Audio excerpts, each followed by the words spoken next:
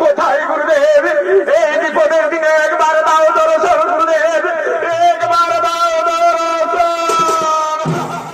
করুণা তোমার শুনতে পেয়ে সত্যগুরু শুক্রাচার্য করিতেছেন আগমন। লোকের তোমাকে থাকিতে না পারিছে রক্তলোকে, তাই ছুটেছি দিবস তোমার সম্মুখে। বলো বলো বৎস, এই অসময়ে মনে কেন করিয়াছ স্মরণ?